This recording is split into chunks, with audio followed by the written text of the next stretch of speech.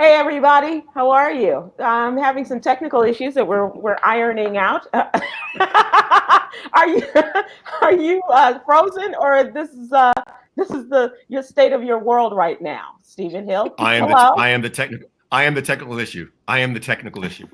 No, you're always an issue, but you're not technical this time. Hi, Stephen Hill. How are you today? What's happening, Sybil, Myra, Kwyn? What's the word? Hello, everyone. Hi, Myra. Hi, Kwyn. Hi, everybody. Hey, what's going on with you guys? What's the word? What's the haps? What's the goings-ons? Anything in your world? What a wonderful world, Stephen Hill. What's going on in your wonderful world? Two things. One, celebration of Louis Armstrong's birthday. What a wonderful world. Got two, I grew up thinking I was not allergic to anything because they're like, oh, I got no allergies. Somebody said, like, no, you sound stuffy a lot of the time. You should get your allergy checked. I'm allergic to everything on the planet except dogs and cats. Fur, birch, grass, weed, plastic, bottles, what kind of weed? Cans. What kind of weed? Maui Wowie or different? No, just ragweed, whatever it is. So I'm allergic. So I got my little. Well, you should be allergic to that. So I'm allergic to. I just found out that I'm allergic to everything. So that was my week. But now like some nose spray, and I'm feeling fresh as a daisy. You do? You feel the difference? Yeah, a little bit, yeah. But after having no medicine for the entirety of my life, I'm like, oh, this is what breathing clearly feels like. Oh, wow! Shut the front door. Oh, so okay. yeah, that's me. So, and you're not allergic to cat, you say? Dogs and cats, I'm good. Okay, yippee, yippee. All right. Hey, Myra. Shoot. I'm allergic to nothing then. You know, I thought I had something, but you got me beat. Did you ever have allergies and grow out of them? That's what happened to me. No, you know what? Actually, the only thing that they say that I may be allergic to actually is penicillin, because my son had an adverse reaction to it as a baby. So the doctors told me don't ever let him give you penicillin. Wow. Go ahead, Kwyn. Are you allergic? Have you ever been allergic? I'm only allergic to Republicans. Don't they make you itch? Don't they just make you like just I break out the high. Just a little scratchy? Yeah. Can't breathe, literally. Yeah, it chokes you up, takes all your air out of your body. When I was a kid, I used to be allergic to a lot of citric fruits. Like I couldn't have oranges and grapefruit and even strawberries. I would break out. And I grew out of it, luckily enough. Never had an allergy to chocolate, much to my mother's dismay. And I don't know if I'm allergic to penicillin because my doctor as a child, my pediatrician, never thought I should have penicillin because it would build up an immunity in my system. And so to this day, I don't know if I'm allergic or not. I've never had to have it. How weird is that? Interesting. Okay. It's just me. That's okay. Stephen Hill, so you had a week with doctors and stuff? Was that doctors and stuff. Yeah, doctors and stuff, and just a regular old darn fine week. It is a wonderful world. Things are going pretty darn fine. Oh, that's good. Yeah, I can't complain. That's good to hear. And yourselves? Everybody else? Everybody's good. Everything is good. A challenge. Yeah, I'm going to Turks this weekend. All right. You going to, because you like to go to church, or you need to? No, I'm going to Turks. Turks. Oh, You ain't on the Turks. Because I was about to say the sanctuary or the restaurant. I thought I wasn't sure when she said I'm going to church. So I was like, okay. I your chicken, all right. I heard you perfectly well. Wow. Well, will you be able to join us next week from church or Turks? Yes, I'll be back Monday evening. I'm just going from you Thursday really are to doing a weekend. Okay, nice. Have you been there before? No, this will be my first time. So you're gonna love it. All of you guys have been? Go. Oh yeah. Go. Yeah. Oh yeah. Wow. Well, are you staying near the water? Do you know where you're staying yet? Yeah, I'm staying at the Windsong Resort. So not an Airbnb. Just checking on your history of with Airbnb since you were part of that. No, I'm not. No, not that again. That was a trigger. Okay, you guys, let's talk topical. Now we've talked travel plans and what have you. Let's talk about what's in the news. And yesterday was an election, a special election in Ohio. Actually, they had them in 2 congressional districts. One was in the area of Cleveland, and the traditional Democrat won. It was 2 Black women running against each other. One, Chantel Brown, who is the chairman of the Cuyahoga County Democratic Party. And the other is Nina Turner, who is a more progressive, more leftist Democrat, who was also a big supporter, spokesperson for Bernie Sanders in his presidential campaign. And as well known as Nina Turner is in that community, as progressive as some of her issues were, maybe it was a little too much for the people of Cleveland. And so they chose to go with Chantel Brown. She is a county councilwoman.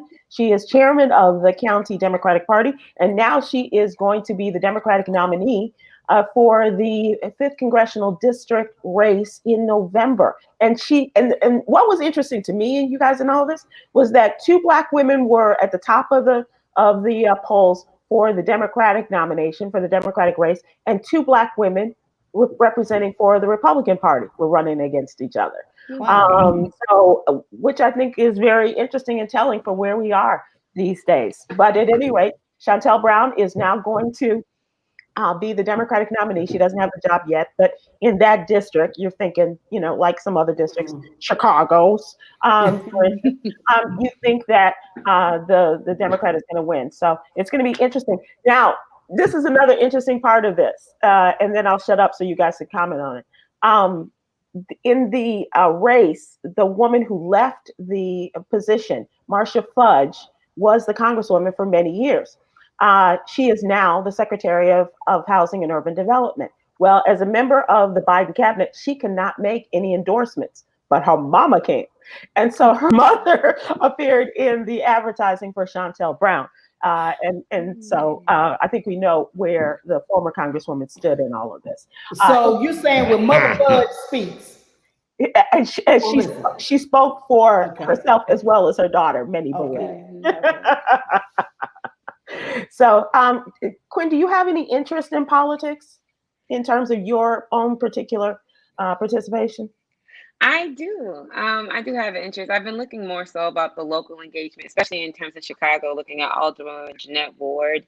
And I just love the way that she stands up for the people, seeing that she is an organizer, and hearing about Cori Bush being a single woman that has been evicted, and the fact that she's using organizing again to get her message. So I'm interested in the grassroots politics, not so much the there's just some things I just don't get, like why extending the eviction moratorium was such a big issue, because I don't understand like why we were debating people's lives like that. I don't get it. So well, I was trying to get Cori Bush and Stephen Hill. Would you like to go with that? Look, I think the part of it is landlords need love too, right? And so landlords' income comes from rents, and so if landlords can't get rents, they can't pay the rent they can't pay their bills as well. I'm not saying I know all the details, but it feels like I get why the moratorium lasts. I get why it's extended, so I'm not for or against it. But you asked why. It's because landlords count on that income to make the purchases they need to make as well. That's but don't we have enough power? Go ahead. I'm sorry. Go ahead. No, go ahead. What do you mean have enough power? I was gonna say, doesn't the government have enough capital already to at least suspend our bills, electric, water, during this pandemic, during this plague that we're currently facing, so then landlords won't have to consume income from tenants, and therefore they do, and that's where the federal assistance comes from, but they have to apply for it. And a lot of people, Kwyn, said, okay, well, we're cool for now. Since last fall, we don't have to worry about, having to pay our rent. But what they were asking people to do is to apply for that federal assistance so that their rent would be paid, so that the landlords would be okay, and everybody could live comfortably. Yeah, let me do this different. I think it was a breakdown in the system.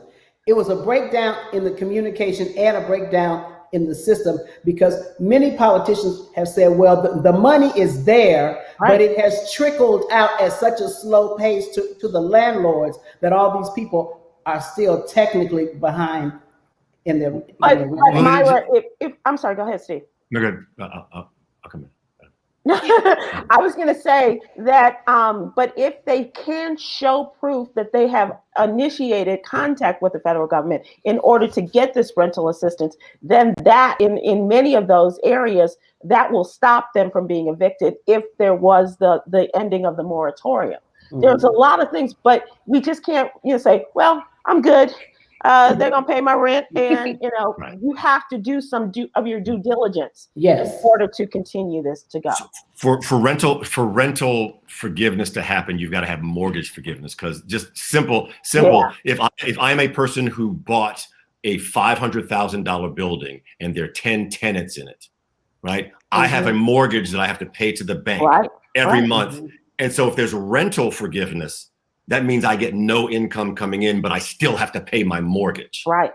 And so I understand the issue, but there's got to be mortgage forgiveness along with the rental forgiveness. And candidly, that's never going to happen. And I think many of us, if not all of us here, know about people who own property, and that's how they make their money, by renting out their property, whether it's an apartment or a house or a garage or whatever it is. That's how they make their money.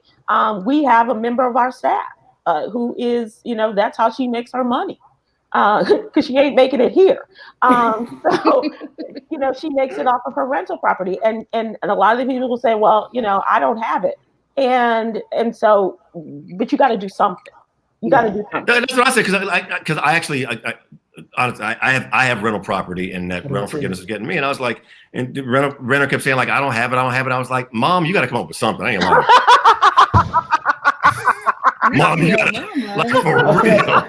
Mama, don't make me come over there. You can't be living off me for free. That's not happening. So it ain't like I don't know where you live. She'll sell something. I don't know.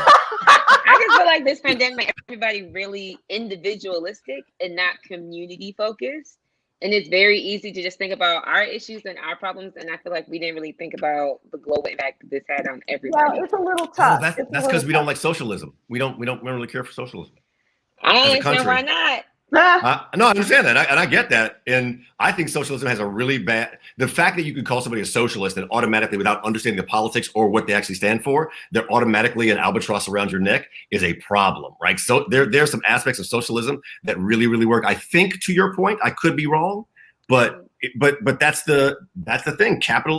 It's capitalism. Right. And socialism makes you have to take care of other people besides yourself and give up stuff that you may not want to do so, but it's for the greater good. But that's not the way the people who have the power want it to go. Can work.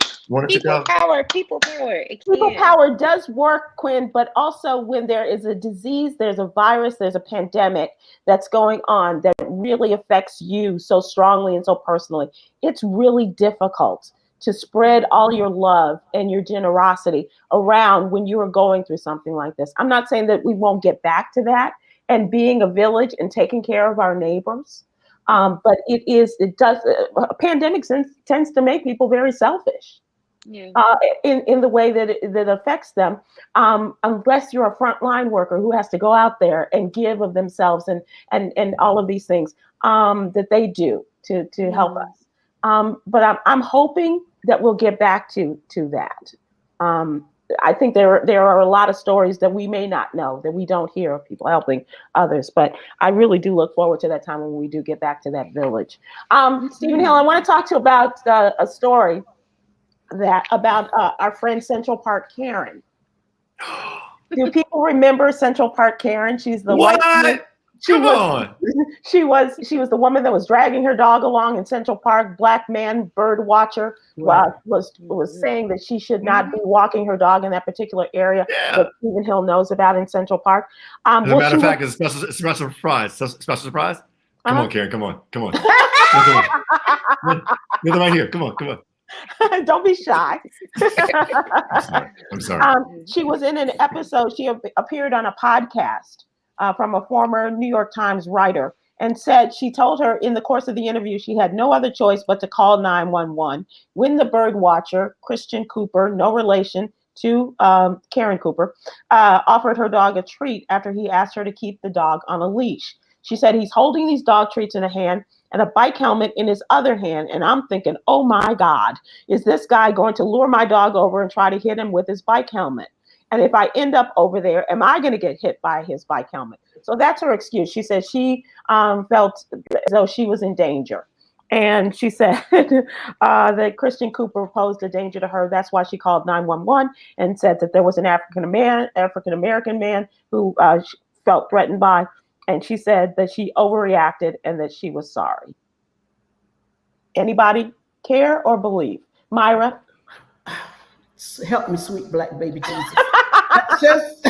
I just want to say, I would have felt better if he would have gave her the damn dog treat. You know, it's like this woman. Her response is so freaking ridiculous that, oh, heaven forbid. And then he's going to take the helmet and hit my dog with just, girl, stop. Just go lay down. Wait, so y'all saying y'all don't believe her? You do not believe? No, I'm dead serious. That is absolutely logic. That is crazy, but that's the point, right? The point is she took what she thought the worst possible scenario could be and made it true in her head. Right. Like that makes that she thought that was the case makes absolutely perfect sense, and that's why it's so crazy. That's what and like that's like I see a black man, he's got dog treats, so he's going to beat my dog. That's the problem. Yeah, that's the problem. Well, you know what I say about white people and their dogs, heaven forbid. But you know, I'm like, but by the same time, she's choking the dog. She's choking the dog. That sounds like the dog did not want to be with her, honestly. Yeah, that was fair. That poor dog. The irony was the lynching of the dog. and subsequently the black man. She said that Christian Cooper says that he has no comment about her latest remarks. He previously said he approached her to put the dog on the leash, which is the policy it's called the ramble, right, Steve? Yes, when they played the spot in the park. Yes, in the park. In Central Park, and he said he's often there and asked the people to put their dogs on the leash and what have you. And he carries treats with him in an effort to get owners to leash their dogs because they don't want their dogs eating treats from a stranger. Okay, so we saw what happened. He had the video. He sent it to his sister. His sister posted it, and it went viral. And she lost her job. She's not being charged with a crime. She's gone through some sort of program, some Love a Black Man program, and Understand the People. And so we'll see what happens with that. Just a quick aside. Is she working now? Does she have another job? No, she did not. I don't see that, Myra, but I do see that she has filed suit against her former employer. So she's probably waiting on that money, alleging the company did not properly consider her fear for personal safety prior to firing her. No, it wasn't her safety. It was her dog's safety, right? She needs to get her facts straight. Was she afraid for her own self or for her dog's life? Well, it's a dog's life. That's a great point. That is a wonderful. She never claimed that she thought she was in danger. She thought the dog was in danger. Right, right. Okay, quickly, I want to talk about safety. Safety in the skies. Kwyn, you're about to travel. You'll be on a plane. Watch out for the belligerent white boys who have to be duct taped. I saw that. I love it. Okay, so just very quickly, I want to talk about Frontier Airlines. This white boy got on. He was already drunk. He was assaulting people. He was touching the female flight attendants. He was yelling at people, telling them how rich his mom and dad are. And he was so belligerent that the male flight attendant duct taped his ass to the chair. I loved it. As a matter of fact, I plan to take a trip next month. Mm-hmm. Check my purse. You gonna have some duct tape in I there? swear I will. Play if you want to, because I'm getting to the Bahamas. Okay. I do want to say though, props to the people who, the flight attendants on that flight. I don't know why Frontier decided to take them off of duty while they investigate this case. But they are being paid. Yes, they are. So, yes. But that just didn't. But well, maybe they needed the vacation. Maybe it's Wait. You don't because understand he what punched two people. Didn't he punch two people? He punched. He assaulted. Yes. He groped. Were they in the air? And when he's they, not when even a happened? politician. Yeah, and the pilot didn't want to land the plane, so he just kept going. And that's why they duct taped, and then the police came when they landed. All right, so what's really going on? It's time for what's really going on, and happy 60th birthday, Mr. President. Barack Obama is 60 today, Stephen Hill. Mm-hmm. Yes, and he's having a big party. He's having a party in Martha's Vineyard, but he did have to pare it down a little bit. He cut some people off the guest list, and that's kind of why I'm here tonight. So Me too. Well, that's why I'm here. Kwyn, I'm here because I didn't get an invite. I don't know about you. I didn't get an invite either. Okay. So that's the question for what's really going on. Happy 60th birthday, Mr. President. But what about this party? The media went after him, Steve, and you I think we've all seen it, about going through with the celebration as the Delta variant is escalating. It's like in 92% of the cases right now, the Delta variant. So my question to you all, would you have scaled back on the celebration? Or would you have canceled it?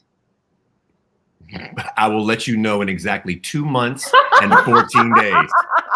I will let you know exactly 2 months and 14 days what I would do. Okay, so because Stephen Hill's big birthday is in October. And so, and he has celebrations planned.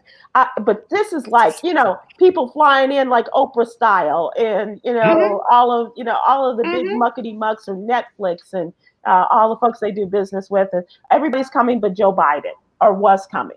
So they scaled back. Myra, what do you think? Because I know our friend Damon Williams is there now, and he is saying that it's a lot different because they're hoping to still get some business for the comedy shows because everybody was going to be there. Yeah.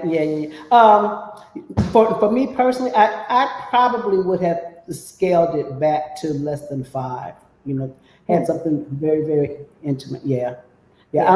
I'm not playing with. Look, I don't understand the virus. All I know is that I don't want it, and I don't want the people around me to get it. So, I would scale way back. Yeah, I'm with you, Kwyn. What about you? Because I think it's different for young people as opposed to older people. What do you think? I was gonna say, if everybody's vaccinated, I'm cool with the people that I'm around. But when you're not vaccinated, that's when it just gets a little tricky. Having attended like different protests and different like functions already, and people come vaccinated, some people still have their mask on, some people aren't wearing their mask, and we're outside. I feel safe. Well, that's the thing, because even if you're vaccinated, now people are still getting sick.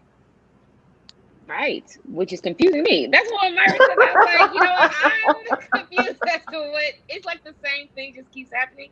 Schools are locking down. Schools are closing down again. It's like the same thing keeps happening. In my mind, only worse.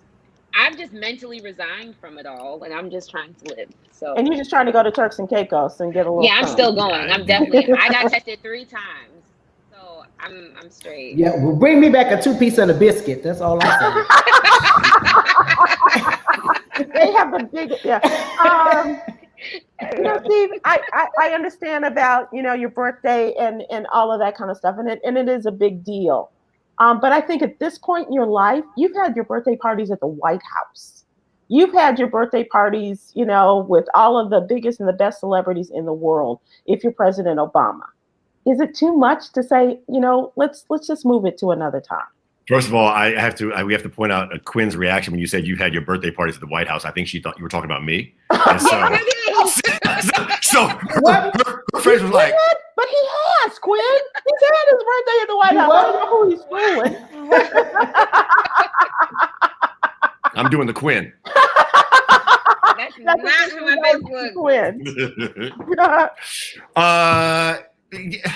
So look, but you still want to have birthday parties with people, and it's not necessarily about celebrities, about people people you care about. It's people like you want to have, like, you make it through 60 years as a black man in America. Forget if he was the president or not. That's a big freaking deal. Yeah. And you want to celebrate it with the people you want to celebrate it with. And I get, and look, COVID's real, and he did the right thing because he's a public figure, and like, you know, our other the last dude who had that office would have like ramped it up just to anger people, right, for a big party. right. So, you know, kudos to the Obamas for always being classy. Mm-hmm.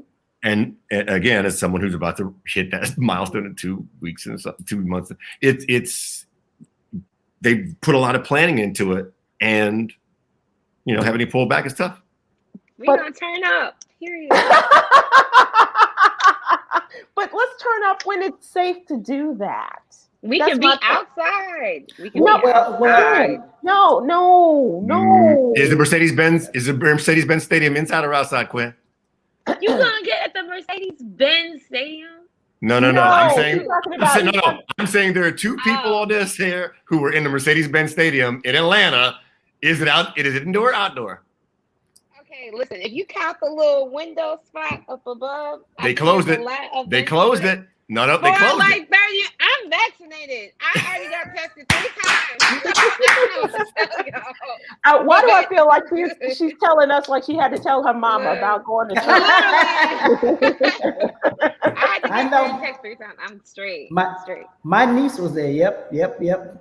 To me, though, there is a difference if you're outdoors and somewhat social distancing, that, you know, you can be around more people and stuff. But I think also the older you get, the more hard of hearing you are, as I demonstrated tonight with Turks in church. So I'm thinking people are going, so happy birthday, you know, to be up in somebody's face, and, you know, and there's going to be alcohol and stuff, and, you know, you lose your inhibitions, and you kind of, what the hell am I wearing this mask for, you know, and so I just, well, you got to remove the mask to drink the alcohol, Sybil.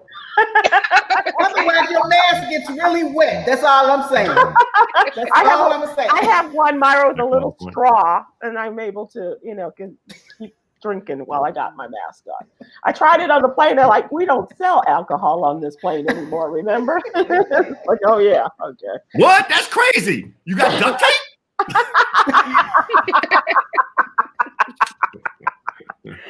Okay, so I also want to ask the people there that are watching us tonight, your thoughts on this. Would you have canceled? Would you have pulled back like the president did in terms of, you know, scaling back on the size and those that are coming to the birthday celebration this weekend? And I'm also still asking people, have you been vaccinated? Why or why not? I don't know what's going on. I hear something. My hearing is not that bad that I hear somebody like opening up a 6-pack or something of you know, water or some plastic or something. Oh no, that was just me rubbing my 6-pack chest. I'm sorry, my bad. And once again, we have to do the Quinn. No, I had to laugh when you said scale back on the size, because normally I don't like doing that. So, but are you guys still running into people who are not vaccinated? Yes, actually, I'm working in higher education. We actually had a recent COVID outbreak, one of the summer RAs here. And so lots of students were talking about how they haven't been vaccinated because their parents were telling them they didn't have to be vaccinated. And I'm like, wow, like here you guys are working with, you know, young folks, and you guys are walking out. I can understand if you're anti-vaccine, cool. But to be anti-vaccine and anti-mask is a little dumb. I'm with you, Quinn. I'm very surprised, Steve, about like the teachers' unions telling them, you know, we're in favor of vaccination, but we don't want to force our teachers to be vaccinated. When all last year they were talking about, you know, we need to be first in line for the vaccinations to help your children. And now they're like, no, we're doing not so much. We're okay. Look, in every business, there's going to be some kind of attempt to mandate vaccines, and it's always going to run into resistance from people who just don't believe that gravity works or some kind of thing that science doesn't work. And I think, and I'm hoping the teachers union get through this, because they're going to be around kids. Mm-hmm. Kids, well, especially younger kids, are not going to be vaccinated because they're just not going to be vaccinated. Yeah. And I think when school comes, I'm worried about when school gets back in. Right. The school just started here in some counties in Georgia, where I live, Cobb County. School started just this past Monday, and last week Cobb County said, okay, mask optional. I don't have a child in school, but that blew my mind because I wrote it down here. COVID cases are up 805%. Hello. 805% in the past month in Georgia. And they're opening up schools saying, but masks are optional. Really? Really, Georgia? This is what you all are doing? Wait, masks are optional only for vaccinated people, though, right? They can't be optional for unvaccinated. No. This is Georgia. Welcome to Georgia. Florida. Welcome to the dirty South. Yeah. Mask optional. The nasty South. Yes, it's crazy. Yeah. Now, in Gwinnett County, they said masks are mandatory, and there was a protest out there by some of the parents today. And this was their rationale. Because I had to write this down. Yeah. Our kids can't breathe. They lose their identity. And one woman said, it's good for their mental health. And I'm thinking, well, hell, is mama already crazy if she thinks he don't need a mask? It doesn't make sense. Makes It's crazy. And even the governor of Arkansas today or one day has come out and said, I regret banning the mask mandate. In other words, people said, we need to put the mask on. And I said, no, you don't have to wear the mask if you don't want to. And now he's seeing it in his Arkansas is one of those southern states where the numbers are off the charts. And he's saying, well, it's a little late, but still do something. Regrets don't mean a damn thing if you're still not doing anything to make it happen, to change the system. One of the legislators in Georgia today just proposed to Governor Kemp to make a law that the schools cannot mandate masks. Cannot. The governor of Texas is the same way. And the mayor of Houston, Sylvester Turner, he's a brother. He's like, we have to have mask mandates. We have to. And he said, pretty much said, I'm willing to go to jail in order to save people's lives, something you're not willing to do. Roland Greg Abbott. Wow. I don't understand it. I don't understand, Kwyn, when you were saying people, they're not wearing masks and they're not getting vaccinated, pick one at least. Come on. I keep thinking about Chicago right now because it was just Lollapalooza. Yeah, weekend. that's what I was. Yeah. And then how Mayor Lightfoot was just like, "Oh yeah, this is fine. Majority of people were vaccinated. Oh yeah, this is fine. We're still gonna have school in person." And it's just like you see these record numbers happening in our city, and you're still gonna put our children at risk. Why? When you have teachers that are literally asking for the opposite. Right. It's just like, what are you doing? Like, who are you listening to? And Chicago, and I was so disappointed in her. To go through with Lollapalooza. I know about the money. I know you need the money real bad. But what about the lives of people? And that's where the caring about people comes in. I'm still trying to find out from someone who is anti-mask, what is your rationale and what harm comes to you by wearing a mask? Right. I mean, if I can't breathe. It's uncomfortable. I don't like it anymore. It's because of my makeup. My makeup gets smudged. I take it off and be like, there's a lipstick inside my mask. I'd be like, damn, If I had a cold or if I had some quote unquote infectious disease and I came in a room with other people and they were like, why do you have this mask on? Well, I have a cold. And people be like, oh, cool. Keep that mask on then. Mm-hmm. Like, what's the problem? What's the harm? I don't understand that part. What is it? But you can't breathe, okay? And you can't think, and you lose your identity. Yeah, that's the kids lose their identity. And don't forget the whole makeup thing. The makeup thing. The makeup, Steve. What? It's so the mask is. I'm just gonna say the mask has saved me a lot of money this year. Probably. They said the lipstick industry lost so much money in the early part of the year because women was just like, bump it. I don't need to put lipstick on. And then we're investing in eye makeup. Yeah. And then they get lipstick, rouge, and heels. Gone. And that rests you up, huh? Well, moving on.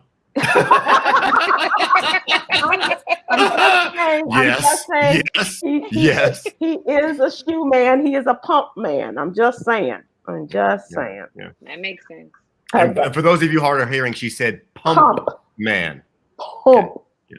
As in the lovely shoe silhouette. Right. All right, now it's time for What You Need to Know. That is our newsletter. We talk about the headlines from the What You Need to Know newsletter every day. And we also invite you, please subscribe to the What You Need to Know newsletter. Go to SybilWilkes.com. It is absolutely free. And we would appreciate your joining our merry little band of subscribers to the What You Need. It's a growing band of subscribers. So we appreciate you doing it absolutely free, Monday through Friday. It'll be in your email box first thing in the morning. Every week, we also have the stories that will super serve and give information to the African American community. And one of those ways is having our social justice contributors, such as Kwyn, talking about the issues that are so very important, not only to us, but also to the world and to them. And so, Kwyn, today you have talked about and might be schooling a lot of people about Black August. What in the world, besides those of us born in that month, what does that mean? Shout out to all the Leos. Thank you. But yes, Thank you. Black August. Wow. The roots of Black August go to California prisons in the 1970s during a period of sustained struggle and resistance against racialized violence that was against Black prison people. People were calling for Black liberation that challenged state power. August in 1970 and August 1971, we honor the lives of two brothers, Jonathan and George Jackson, who were in prison that actually were murdered. We honor the lives of Katari Walden, William Christmas, James McClain, James Baldwin. But August was also the month that the Haitian Revolution, a really successful insurrection, happened. You have the Nat Turner Rebellion, you have the Fugitive Slave Law Convention, the foundation of the Underground Railroad, to the Brotherhood of the Sleeping Car Porters, the March on Washington, to the Watts Uprising, the births of Marcus Garvey, James Baldwin. August is a revolutionary Black month, y'all, and this is the time to really ground yourself in discipline and study in Black theology and take the time to learn about our freedom fighters and our ancestors who fought for us to be here.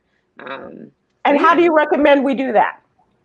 Well, I'm reading, glad you asked. I'm reading We Do This Till We Free Us by Miriam Kaba, which talks about abolitionist organizing and transforming justice. But No Name, I don't know if you guys are familiar with the rapper No Name, but she has a Black August book club. And then BYP 100, which I'm a proud member of. Shout out to the BYP 100 fam. They have also released a guide that we put in the newsletter for all of the subscribers. So make sure to subscribe if you want to learn more about Black August too. Yeah, it's pretty awesome. And just to think about all of those things that happened, the births that happened, the people that were born in the month of August, and all of these events and what have you. The March on Washington, in the latter part of August, as you said. And now we're coming up this week on the anniversary of the Civil Rights Act of 1965. Which has just been destroyed by the Supreme Court. But it's really just an incredible time and a great time to be born. So if I do say so myself, so thank God for my parents having sex back in the previous year in October, November, sometime in there. Too much information. I'm sorry. Okay, so. What are they going to do, Kwyn? What are they going to do? Come back from the dead and make you scared? Okay. I was a broken condom baby, so I can never thank my mom. Okay. All right. Shout out to the broken condom babies. Steve, you're mute. First of all, shout out to Sybil's parents who really knew the meaning of Thanksgiving. Number one. Number two, how old were you when you found out that you were a broken condom baby? Right. 2 years ago. So like 24, 25. Was it anger, or was it like, if you wouldn't be here if Trojan was better? Like what kind of No. Like what kind of No, conversation it was was it? around Thanksgiving. My mom, we were just like There's a theme. drinking. We were just drinking. We were just talking, and she was like, yeah, I remember how all of y'all were conceived. We were like, okay, yeah, tell us. And she's like, well, I wanted to have kids. I wanted to have 2 kids. And then me and my sister just like, 2? Hello. There's 4 of us. What about What happened to the other 2? And then she said, well, yeah, y'all weren't planned at all. Kwyn, you definitely were a broken condom. And Corey, you happened after, I went ahead and got my tube side. And I was like, dang, like, wow. Oh, there's a lawsuit in there for a couple of different people. As a famous philosopher once said, pass the Kavasi. But I'm like, you just brought a whole new meaning to BC.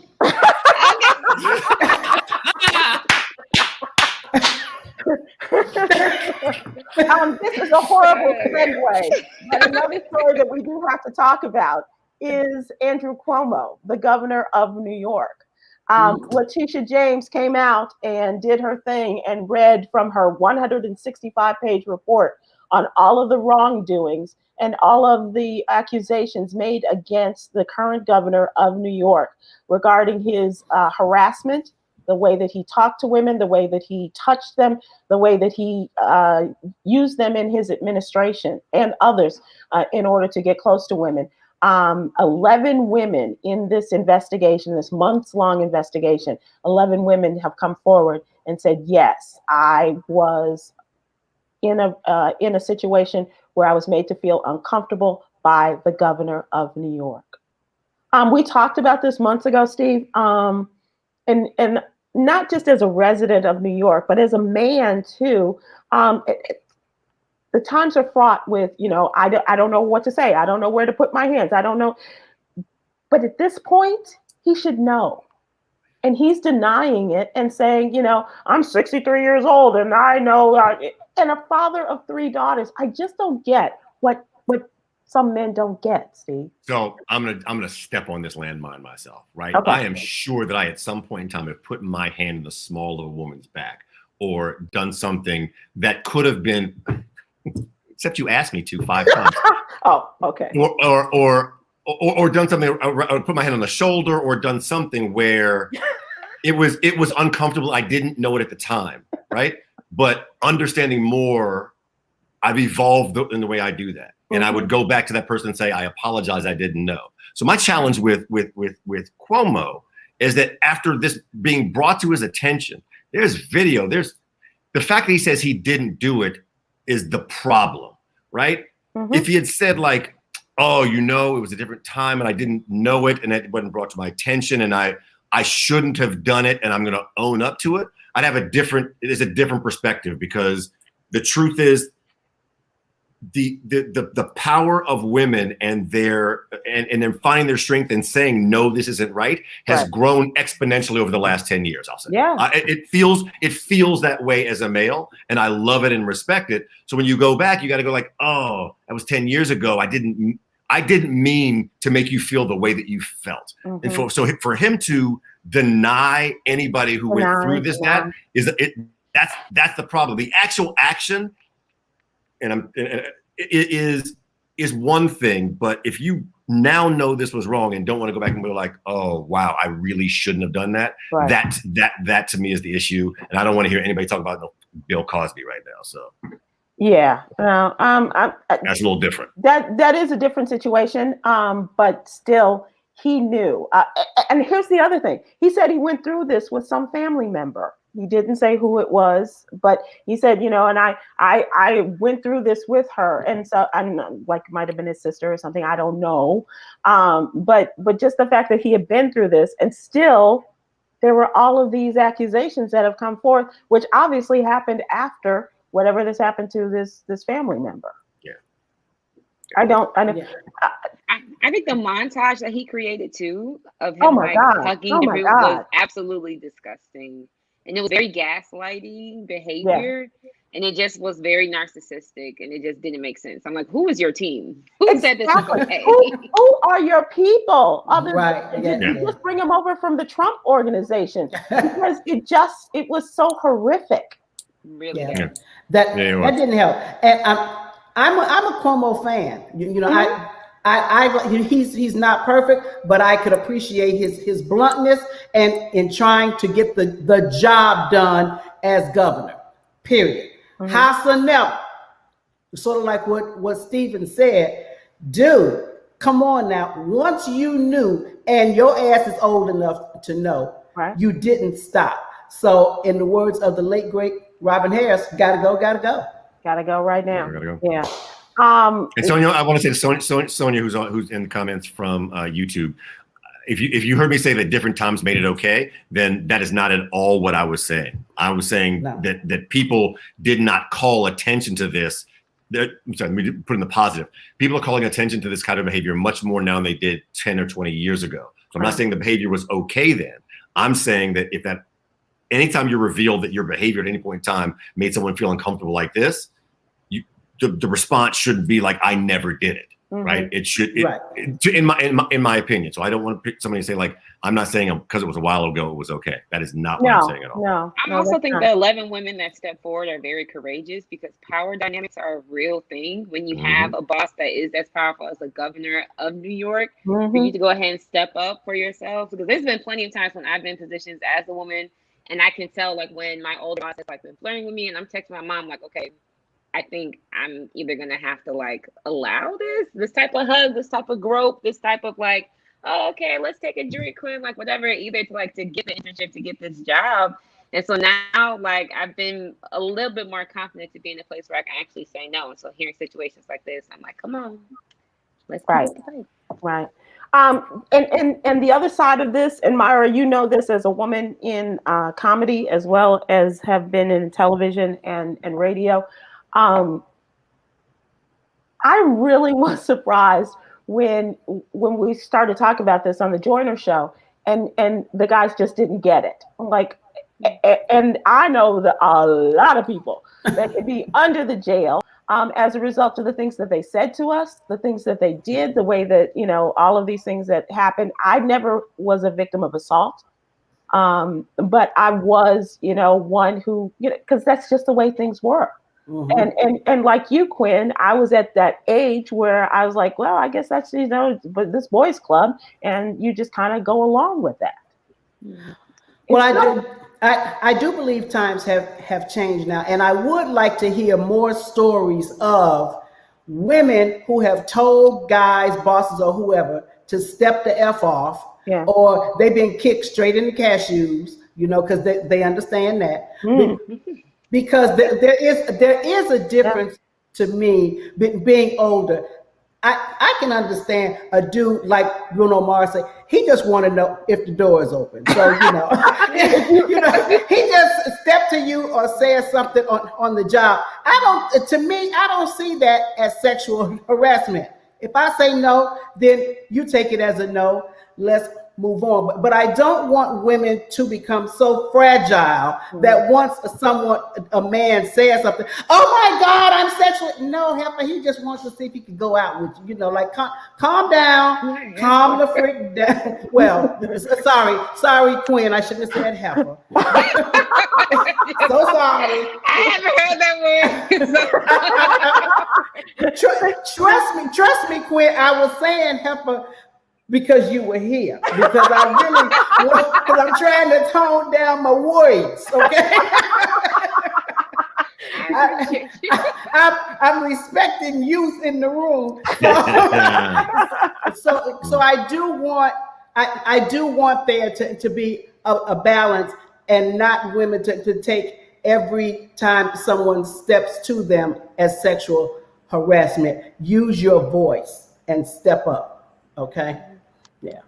And at some point or another, we don't have the time now, Steve, but I would love to hear the discussion that you all have with the young men in your lives. And how now, after what you've been through, Myra, and after what you have been through, Steve, what's the discussion like with the young people, especially with the young men? I mean, you know, Michael, and you got young Jaden. So at some point, I would like to have that discussion. Depending on, he should be walking through that door at any moment, so you may get that discussion. You may get the discussion sooner than you want and sooner than he wants. So Well, make sure you tell Karen to leave. Okay. Please forgive me for this. Karen, it's about time for you to go. I'm a comic, you all. Come on. What did I say?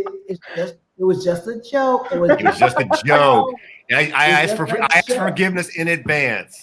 Don't I get some credit for that? No. You know what we're gonna do? We're gonna do the Kwyn. We're gonna do the Kwyn. From the Blue Light comedy section, I forgive you, Stephen Hill. I appreciate it. Just entertainment. So here we are as we wrap it up, and I do want to give people an update on Cam, Kwyn's brother. We had the dating game segment last week, and we're going to have more. But I do want people to give us some feedback, if you will, Kwyn, on how you felt it went. And mind you, I know you have a list, but we only have a couple minutes. I do have a list, and I feel as if Simone was really, really great. She actually was breathtaking, and I just wasn't expecting that from Yolanda. And when I think of a woman that I would like to see date my brother, I think she would be, okay. I think I battle. I think I struggle. I'm just protective, and so there's a part of me that's like, okay, but is she really we have to see each other in person? Mm-hmm. But I'm really, I don't know. I'm excited, and hearing that he's excited, that's always good. So that's great. That's absolutely great. Okay, and so we do have additional young women to meet young Cam, and so we will do that in the future. Stephen Hill has his. I think I have a lovely young lady now to. If you bring out Karen, Stephen, you might as well turn off your phone. If she got blonde hair, what? Melanin. Shade of darker. Yeah, I kind of threw her off the track when I asked her about did she have to be melanin challenged, or could she be? Stephen Hill, yes. Saturday night, I listened to you do a great interview with Leon Bridges on channel 47? 48. Channel 48. 48, Heart and Soul. Yep. It was great. Well, thank you. I appreciate it. I mean, all your interviews are great, but there's something about that young man. It's just, and you guys had a great chemistry too. So that was good. So what do we have to look forward to this Saturday?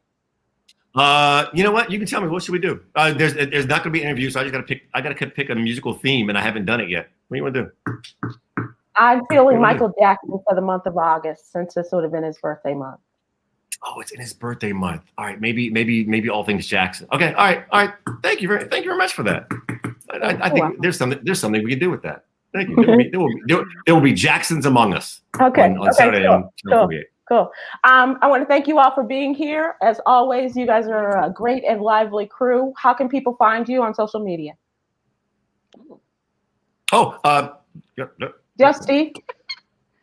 Go ahead, Myra first. Okay, look, Facebook, Myra J, last name Jarym. It's just Myra J backwards. Myra J J-A-R-Y. And to be honest, that's all I do anyway, because I ain't following all that crap. All right, then Stephen. For all you have to, hey, Jay. My security has arrived. Oh my God. My security has arrived. Look at that kid. Yeah. Hey, Jaden. How you doing? Oh, how you? Well, how you doing? How you doing, Jaden? Okay. We're getting off, and our producer. Yeah, Jaden. We respect women at all points in time. Is that correct, Jaden? Yes. Always. Good answer. Always. All right. Very clear. Thank you all so much. We will see you next week. And what about our jewels? Well, I was trying to get to that, but we were just. I'm sorry. You're raising a Black feminist king. We love to see it. Yes, he is, and he's doing a fine job. Self-growth requires knowing who you are and what you want. Self-growth requires knowing who you are and what you want. So, inhale growth, exhale stagnation. Be gone with you, stagnation, and be gone with you all. See you all tomorrow. You have time for one more thing? No. Okay, cool. People want. I've seen at least 3 questions of what kind of lipstick Kwyn is wearing. At least three, and I probably missed some. So if you would like to share, that's all I wanted. This is the lip bar. It's a Black-owned brand by my soror. The lip bar. This is in Hot Mama. Thank y'all. It's very pretty. Bye, Oh. everybody. Thank Thank you. you, Steve. Glad you let me do that, aren't you?